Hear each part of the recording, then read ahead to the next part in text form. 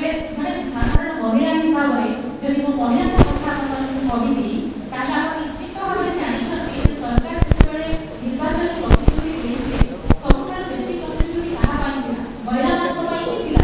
କିନ୍ତୁ ସେଇ ଯୋଉ ପ୍ରତିଶ୍ରୁତି ଆଉ ତାକୁ ପାଳନ କରିବା ଭିତରେ ଯୋଉ ଗ୍ୟାପଟା ସେଟା ଆଜି ପର୍ଯ୍ୟନ୍ତ କିଏ ଫିଲ୍ କରିପାରିଲେ ନାହିଁ। ମହିଳାମାନଙ୍କୁ ଯାହା ସବୁ କହିଲେ ତାର ବିପରୀତ ସେ କରିଚାଲିଛନ୍ତି। ଆପଣ ମହିଳା ସୁରକ୍ଷା ଆଉ ନ୍ୟାୟ କଥା ଯଦି ମୁଁ ଆପଣଙ୍କୁ ଆରମ୍ଭ କରିବି ତାହେଲେ ଆପଣମାନେ କହିବେ କିଛି ଦିନ ତଳେ ସୁପ୍ରିମକୋର୍ଟ ମଧ୍ୟ ଉଦ୍ବେଗ ପ୍ରକାଶ କରିଛନ୍ତି କୋଉଭଳି ଭାବରେ ଦିନକୁ ଦିନ ଘରୋଇ ହିଂସା ମଧ୍ୟ ବଢି ଚାଲିଛି, କିନ୍ତୁ ସରକାର ସେଥିପ୍ରତି କୌଣସି ପ୍ରକାର ଯତ୍ନଶୀଳ ହେଉନାହାନ୍ତି। ମହିଳା ଆୟୋଗ କୁହନ୍ତୁ ବା ମହିଳାମାନଙ୍କ ସୁରକ୍ଷା ପାଇଁ ଯୋଉ ଯୋଉ ନ୍ୟାୟିକ ବ୍ୟବସ୍ଥା ରହିଛି ତାକୁ ଦିନକୁ ଦିନ ସରକାର ସଂକୁଚିତ କରିଚାଲିଛନ୍ତି। ମହିଳା ଶିଶୁ ବିଭାଗ ଗୋଟେ ପ୍ରକାର ଅକର୍ମଣ୍ୟ ହୋଇପଡ଼ିଛି କହିଲେ ଅତ୍ୟୁକ୍ତି ହେବ ନାହିଁ। ଦିନକୁ ଦିନ ଆପଣ ଦେଖନ୍ତୁ ଏମିତି କୌଣସି ଦିନ ନଥିବ ଯୋଉ ଦିନ ଆପଣ ମହିଳାମାନଙ୍କ ଉପରେ ଅତ୍ୟାଚାର ସେ ନାରୀ ଧର୍ଷଣ ହେଇଥାଉ, ଘରୋଇ ହିଂସା ହେଇଥାଉ, ଯୌତୁକ ଜନିତ ହେଇଥାଉ ବା ଏସିଡ୍ ଜନିତ ହେଇଥାଉ, ଏଇଭଳିଆ ହିଂସାର ରିପୋର୍ଟ ନଥିବ।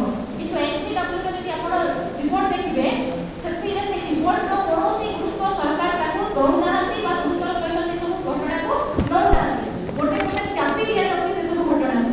ଆପଣଙ୍କର ମନେ ଥିବ ସରକାର ଗୋଟେ ଘୋଷଣା କରିଥିଲେ Beti Padhao Beti Bachao Beti Padhao.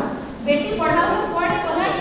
Girls drop out ଦିନକୁ ଦିନ ବଢି ଚାଲିଛି। ଆଜ୍ଞା ଆମେ ଡିଜିଟାଲ ଦୁନିଆରେ ପହଞ୍ଚି ଯାଇଛୁ, କିନ୍ତୁ ଆମର ଯୋଉ କନ୍ୟାମାନେ ତାଙ୍କର ଡ୍ରପ୍ ଆଉଟ୍ ଦିନକୁ ଦିନ ବଢି ଚାଲିଛି। ଏବେ ତ ବର୍ତ୍ତମାନ ଏମିତି ଲାଗୁଛି ଖାଲି ବେଟି ବଚାଓ, କାରଣ ବର୍ତ୍ତମାନର ସରକାରରେ 5 ବର୍ଷର ଶିଶୁ କନ୍ୟାଟି ମଧ୍ୟ ସୁରକ୍ଷିତ ନାହିଁ।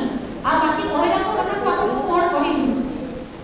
ଆଉ କଣ କହିଥିଲେ? ମହିଳା ସଶକ୍ତିକରଣ ପାଇଁ ପଦକ୍ଷେପ ନେବା କଥା କହିଥିଲେ। ମହିଳା ସଶକ୍ତିକରଣ ପ୍ରହସନରେ ପରିଣତ ହୋଇଯାଇଛି। ଓଡ଼ିଶାରେ ଆପଣ ଦେଖନ୍ତୁ ସୁଭଦ୍ରା ଯୋଜନାକୁ କୋଉ ଭଳିଆ ପ୍ରହସନ କରିଥିଲେ। 50 କହିକି 5 10 ଦେଲେ, ଆଉ ସେ ମହିଳାମାନେ ବର୍ତ୍ତମାନ କୋଉ ଭଳିଆ ପରିସ୍ଥିତିରେ ଅଛନ୍ତି ଯୋଉମାନେ ସରକାରକୁ ବିଶ୍ୱାସ କରିକି ଭୋଟ ତ ଦେଇଦେଲେ, କିନ୍ତୁ ସରକାର ତାଙ୍କର କୌଣସି ପ୍ରକାର ବେନିଫିଟ୍ ଯୋଉଟା ଆପଣ କହିପାରିବେ ତାର କୌଣସି ପ୍ରକାର ଦାୟିତ୍ୱ ନେଲେ ନାହିଁ। ମହିଳାଙ୍କ ସ୍ୱାସ୍ଥ୍ୟ ଆଜି ଅବହେଳିତ ହୋଇପଡ଼ିଛି। ଆପଣ ଦେଖିବେ ଗର୍ଭବତୀ ମହିଳାମାନେ ହସ୍ପିଟାଲ ପହଞ୍ଚି ପାରୁନାହାନ୍ତି, ରାସ୍ତାରେ ବସତ କରିବାକୁ ବାଧ୍ୟ ହେଉଛନ୍ତି, ନହେଲେ ମୃତ୍ୟୁ ମୁଖରେ ପଡୁଛନ୍ତି।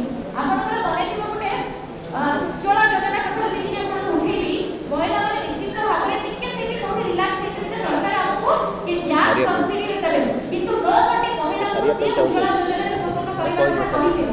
କିନ୍ତୁ ବର୍ତ୍ତମାନ ଏଭଳିଆ ହେଇଛି 2ଟା ସିଲିଣ୍ଡରରୁ ଆଉ 3 ନମ୍ବର ସିଲିଣ୍ଡର